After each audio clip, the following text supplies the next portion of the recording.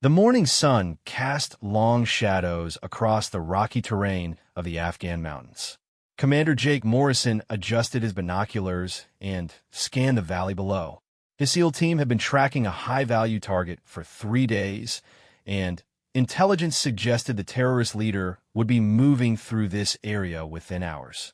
What Morrison didn't know was that he wasn't the only one watching. 3 kilometers away, nestled between 2 large boulders on a ridge that most would consider impossible to reach, lay a figure in desert camouflage. The person held a Barrett M82 rifle with modifications that would make even seasoned military snipers take notice. The scope was custom-built, the barrel had been precision-tuned, and every component had been carefully selected for maximum accuracy at extreme range. Sarah Chun had been in position for 18 hours.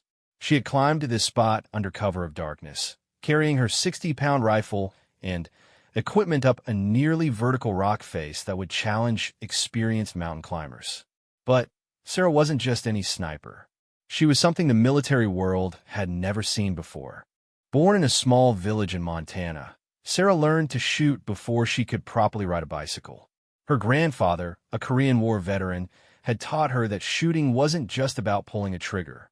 It was about understanding wind, temperature, humidity, and a dozen other factors that could affect a bullet's path. By age 12, she was out shooting adults at the local gun range. By 16, she was competing in national championships.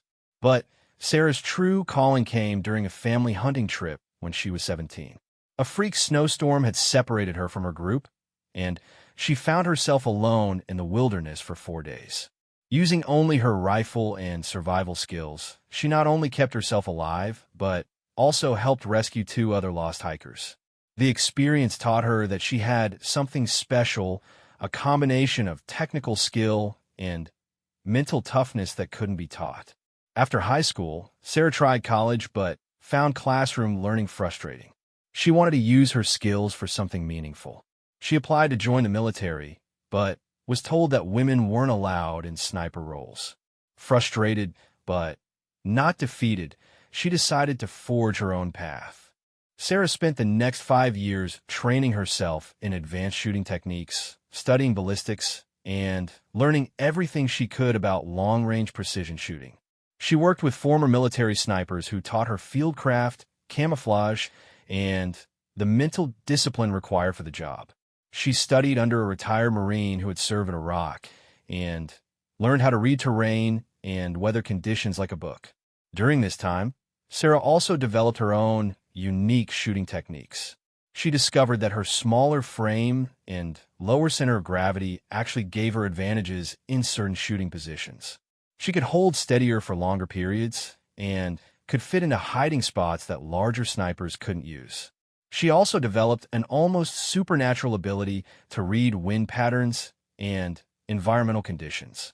The breakthrough came when Sarah achieved something that changed everything. During a private training session at a remote range in Nevada, she made a confirmed hit at 3,847 meters. The target was a standard military silhouette, and the shot was witnessed and measured by 3 independent observers, including a former Army sniper instructor. The distance was beyond what most people thought was possible with the equipment she was using. Word of Sarah's incredible shot spread quietly through certain circles.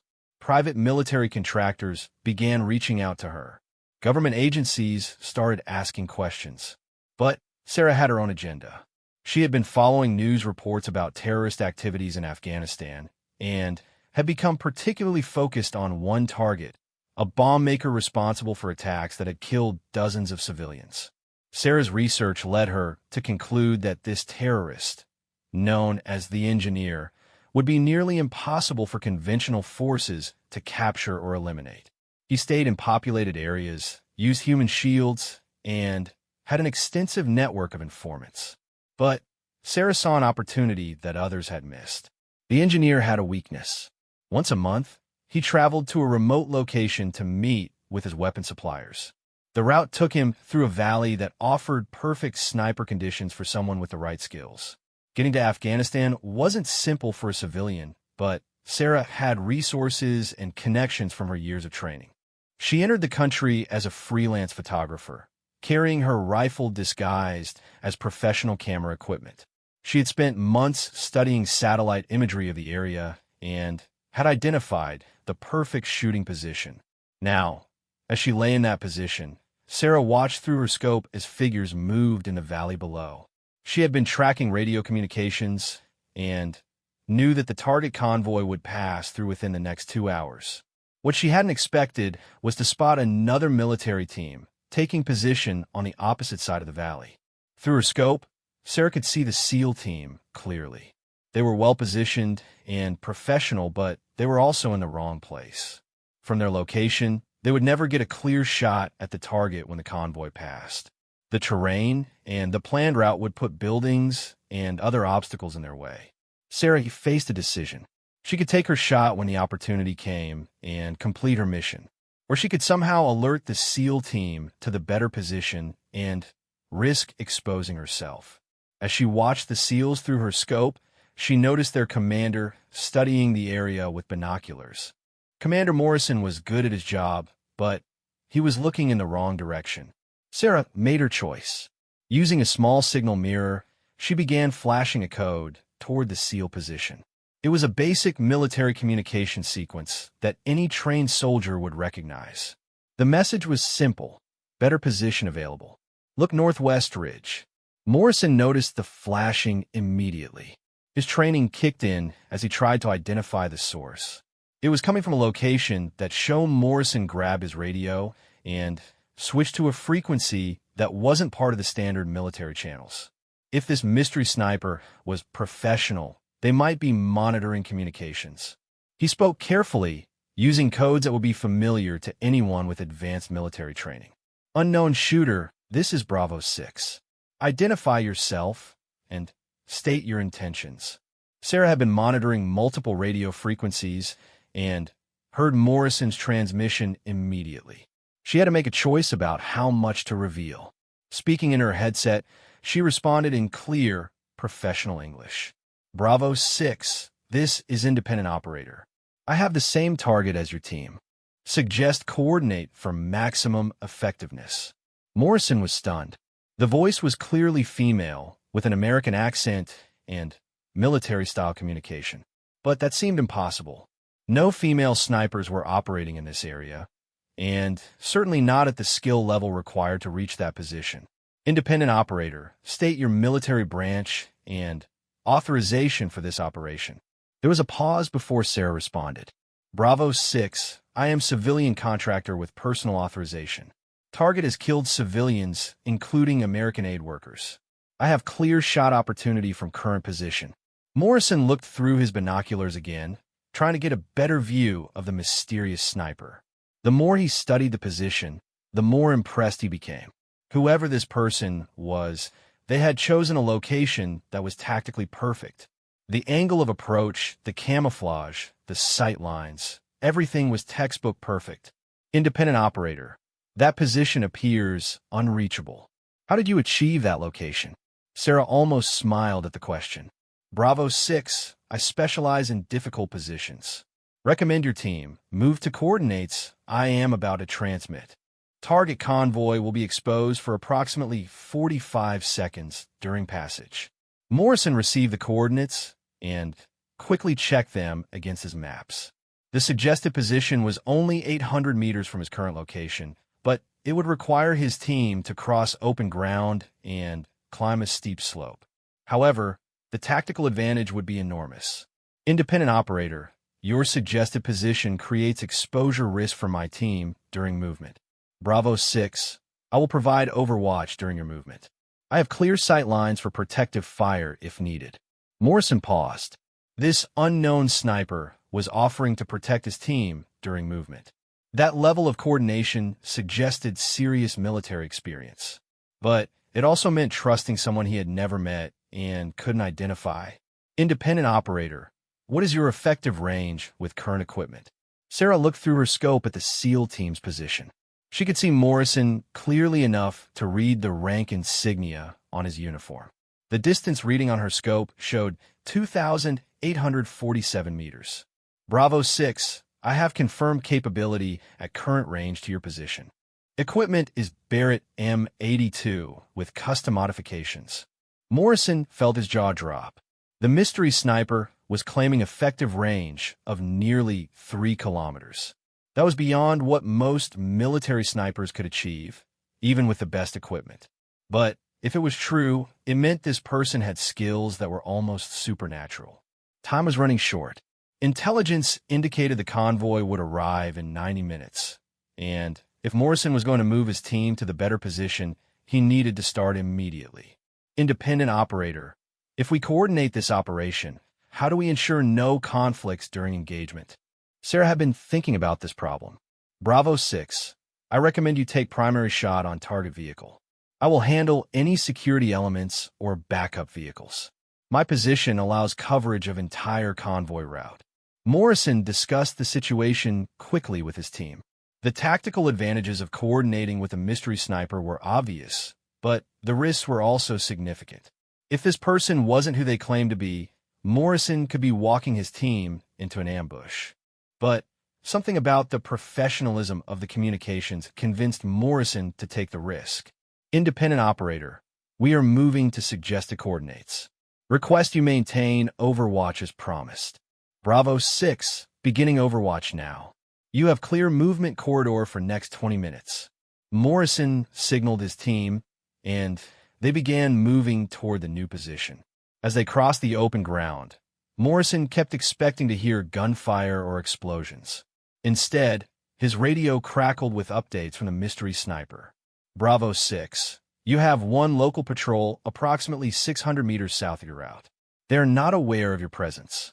Bravo 6 recommends slight route adjustment to avoid loose rock area that could create noise.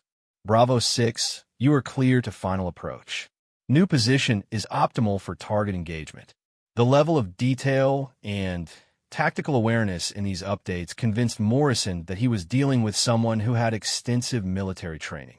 When his team reached the new position, Morrison could immediately see that the mystery sniper had been right.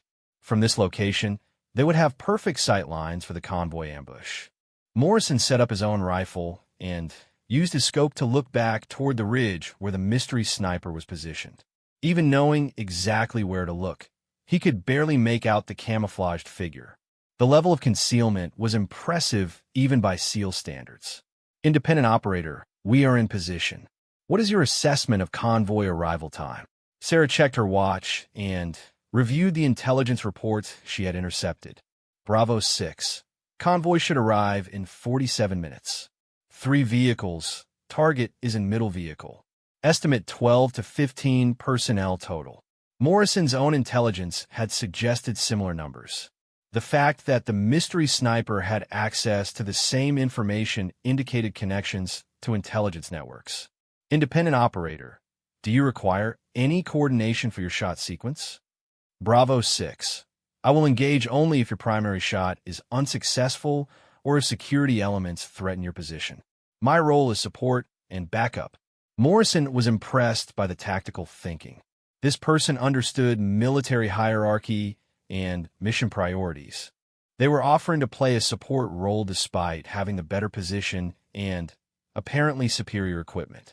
As they waited for the convoy, Morrison found himself increasingly curious about the identity of his mysterious partner. The voice sounded young, probably under 30. The tactical knowledge was extensive, suggesting serious military training. But the equipment and position suggested capabilities beyond normal military standards. Independent operator, mind if I ask about your background? Your tactical knowledge is impressive. Sarah considered how much to reveal. Bravo 6, I have extensive training from former military instructors. Specialization in long-range precision shooting. Personal motivation for this target. Personal motivation? Bravo 6, target was responsible for bombing that killed aid workers, including someone I knew. This is personal justice. Morrison understood that motivation. He had seen too many good people killed by terrorists like the one they were targeting today. The fact that this mission was personal for the mystery sniper explained the extraordinary effort to reach the impossible shooting position. Independent operator understood. We share the same goal here. Bravo 6, convoy approaching. Estimate 12 minutes to engagement zone. Morrison focused his attention on the mission. Through his scope, he could see dust clouds in the distance, marking the approach of vehicles. His heart rate increased slightly, as it always did before combat operations. Bravo 6, target vehicle identified. Middle vehicle, heavily armored. Driver and passenger visible. Target likely in back seat, but not clearly visible. Morrison adjusted his scope and found the convoy in his sight picture. The mystery sniper's assessment was accurate. The target would be a difficult shot with a limited visibility into the armored vehicle. Independent operator, do you have better angle on target? Sarah studied the convoy through her scope. From her elevated position, she had a slightly better view into the vehicles. Bravo 6, I have partial visual on target. Shot is possible, but difficult due to vehicle armor. Independent operator, what is your assessment of armor thickness? Sarah had studied intelligence reports about the vehicles used by high-value targets in this area. Bravo 6, estimated 6 to 8 inches of steel plating. Standard military ammunition may not penetrate. Recommend targeting when vehicle stops or target exits vehicle. Morrison realized that the mystery sniper had access to detailed intelligence about target security measures. This level of preparation was impressive and suggested months of planning. Bravo 6, convoy entering engagement zone in 90 seconds. Morrison felt the familiar calm that came over him before taking a long-range shot. His breathing slowed, his heart rate stabilized, and his focus narrowed to the view through his scope. What he didn't know was that 3 kilometers away, Sarah was experiencing the same focused calm. She had been preparing for this moment for over a year. Every detail had been planned and rehearsed. The shot she was about to attempt would be the longest confirmed sniper kill in history. And she was about to show Commander Morrison exactly what was possible when skill, determination, and advanced equipment came together in the hands of someone who refused to accept limitations. The convoy entered the engagement zone exactly as predicted. 3 armored vehicles moved slowly along the dirt road, maintaining careful spacing and tactical formation. Morrison could see gunmen in the lead and trailing vehicles, alert and scanning for threats. Bravo 6, target vehicle stopping. Mechanical issue or security check. Sarah's assessment proved correct as the middle vehicle pulled to a stop. Through her scope, she could see figures moving around the vehicle, checking something under the hood. This was an unexpected opportunity. Morrison adjusted his scope and saw the same thing. Independent operator, do you have clear shot if target exits vehicle? Bravo 6, affirmative. Clear sight lines if target moves to passenger side of vehicle. They waited in tense silence as figures moved around the stopped convoy. Morrison could see guards taking defensive positions, but they were focused on the road ahead and behind, not looking up at the surrounding ridges. Then it happened. The rear door of the middle vehicle opened, and a figure stepped out. Through his scope, Morrison could see the face that matched the intelligence photos they had been studying for weeks. The target was in the open, approximately 50 meters from his vehicle, speaking with one of his guards. Bravo 6, target confirmed. Clear shot opportunity. Morrison steadied his rifle and began his breathing sequence. The distance to target was 847 meters, well within his range. Wind conditions were minimal and the target was stationary. This was a textbook shot for an experienced sniper. But as Morrison prepared to fire, something unexpected happened. The target suddenly moved back toward his vehicle, responding to something one of his guards had said. Morrison's clear shot disappeared as the target took cover behind the armored door. Bravo 6, target returning to vehicle. Window closing.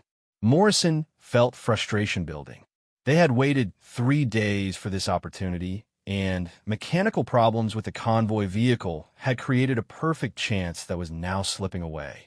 Independent operator, do you still have visual on target? Sarah studied the scene through her scope. From her elevated position and extreme range, she had a different angle on the situation. Bravo 6, target is behind vehicle door, but partially visible. Extreme angle shot is possible. Morrison looked through his binoculars toward the mystery sniper's position. From his location, he couldn't even see the figure on the ridge, let alone understand how they could have a shot at a target behind an armored vehicle door. Independent operator, clarify your shot opportunity. Bravo 6 from my position and range, I have sightline under vehicle and between wheel wells. Target's lower body is exposed. Shot is possible, but requires precise placement. Morrison was amazed. The mystery sniper was describing a shot that seemed impossible. To hit a target's lower body from underneath a vehicle at a range of over 3 kilometers would require precision beyond anything Morrison had ever seen. Independent operator, that shot would be extremely difficult even for trained military snipers. Bravo 6 understood. I have specific training for extreme range shots. Request permission to engage. Morrison faced a difficult decision. His mission was to eliminate the target, and conventional methods weren't working. The mystery sniper was offering to attempt a shot that could complete the mission, but it was beyond anything Morrison had ever seen attempted. Independent operator, what is your confidence level for success? Sarah checked her calculations one more time. Wind speed, temperature, humidity, altitude, distance, and target movement were all factored into her mental equation. The shot was at the extreme edge of what was possible, but she had made similar shots during training. Bravo 6, estimated 70% probability of success. Shot will be terminal if successful. Morrison was stunned. The mystery sniper was claiming a 70% chance of success on a shot that most snipers wouldn't even attempt. The confidence suggested either incredible skill or dangerous overconfidence. Independent operator, if you miss, target will be alerted and will evacuate. Mission fails. Bravo 6 understood. If you prefer, your team can attempt different approach. I am prepared to wait for better opportunity. Morrison appreciated that the mystery sniper wasn't pushing for permission to take the shot. The tactical judgment showed discipline and mission focus rather than ego. But time was running short. The convoy's mechanical problem was being resolved, and within minutes the vehicles would be moving again.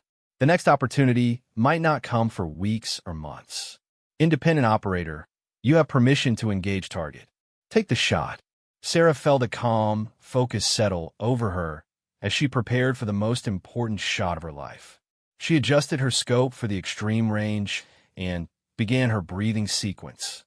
The target was 3,847 meters away, partly concealed behind an armored vehicle, and would be exposed for only a few seconds. She studied wind conditions at multiple points along the bullet's path. The morning air was relatively stable, but there would be thermal effects as the bullet traveled through different temperature zones. She made final adjustments to her scope and settled into her shooting position. Through her scope, Sarah could see the target clearly enough to identify facial features. He was standing beside his vehicle, speaking with guards, unaware that he was being watched from an impossible distance by someone he would never see. Sarah controlled her breathing and settled her crosshairs on the precise point where her calculations indicated the bullet would need to travel. The shot would take over 4 seconds to reach the target, during which time the target might move, wind conditions could change, and a dozen other variables could affect the outcome. She squeezed the trigger with steady, controlled pressure. The Barrett rifle fired with a thunderous crack that echoed across the mountains. The massive .50 caliber bullet began its 4-second journey across the valley, traveling at over 2,800 feet per second. Morrison, watching through his scope, saw the muzzle flash from the mystery sniper's position. He immediately shifted his attention to the target area, knowing that in a few seconds he would know whether he had just witnessed one of the most remarkable sniper shots in history. The bullet followed a precise arc across the valley, dropping nearly 60 feet due to gravity and drift, but maintaining its deadly accuracy due to Sarah's calculations and the rifle's precision engineering. For 0.1 seconds after Sarah fired, the bullet struck exactly where she had aimed. The target dropped immediately, and chaos erupted around the convoy as guards tried to understand what had happened. Morrison watched in amazement as security personnel ran in all directions, searching for threats they couldn't identify. The shot had been so precise and from such an extreme range that the guards had no idea where it had come from. Bravo 6, target down. Mission accomplished.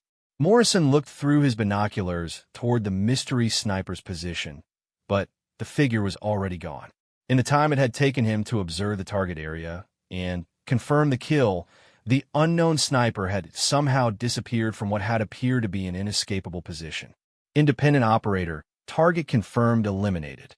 Outstanding shot. What is your extraction route? There was no response on the radio. Morrison tried multiple frequencies and repeated his transmission, but the mystery sniper had vanished as completely as if they had never existed. The only evidence of their presence was the impossible shot that had just eliminated a high-value target from over 3 kilometers away. As Morrison led his team away from the area, he found himself thinking about what he had witnessed. Someone with extraordinary skill had appeared from nowhere, coordinated a complex military operation with complete professionalism, and then disappeared after completing what might have been the longest confirmed sniper kill in history. For weeks afterward, Morrison filed reports and answered questions about the mission. He described the mysterious sniper in detail and recommended that military intelligence try to identify and recruit whoever had demonstrated such remarkable capabilities. But Sarah Chun had already moved on to her next mission. The shot that had impressed Morrison was just another day at work for someone who had dedicated her life to pushing the boundaries of what was possible with a rifle. 6 months later, Morrison received a package with no return address. Inside was a single photograph showing a shooting target with a perfect center hit. Written on the back in neat handwriting were the GPS coordinates of the shot and the distance, 4,127 meters. Morrison smiled as he realized that his mysterious partner was still out there, still pushing the limits of what was possible, and still making shots that others would consider impossible. He never learned her name, but he would never forget the day he met the most skilled sniper he had ever encountered and witnessed a shot that changed his understanding of what human precision could achieve that LD have been impossible to reach.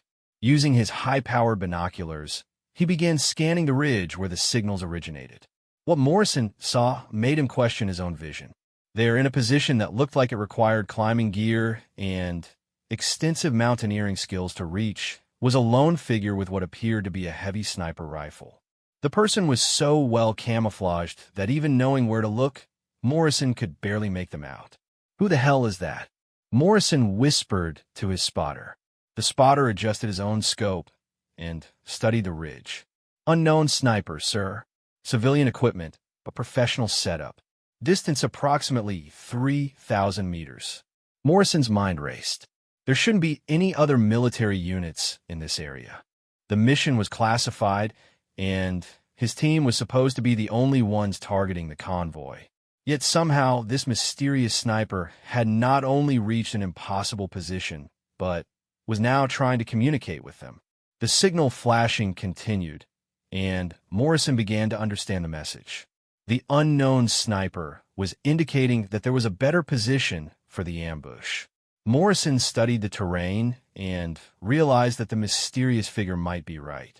From their current position, the shot would be difficult and uncertain. But from where the unknown sniper was suggesting, they would have a clear field of fire. Morrison had to make a decision. Trust the unknown sniper and potentially compromise his mission, or ignore the signals and proceed with the original plan.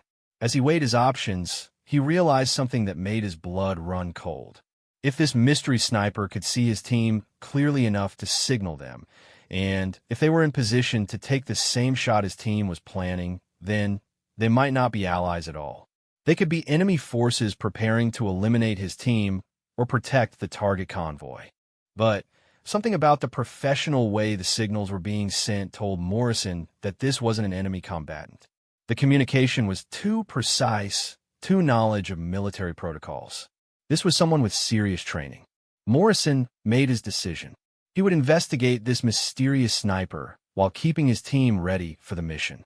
Using hand signals, he instructed his men to take defensive positions while he attempted to establish better communication with the unknown figure. What Morrison didn't realize was that he was about to encounter someone who would challenge everything he thought he knew about sniping, military tactics, and the limits of what was possible with a rifle.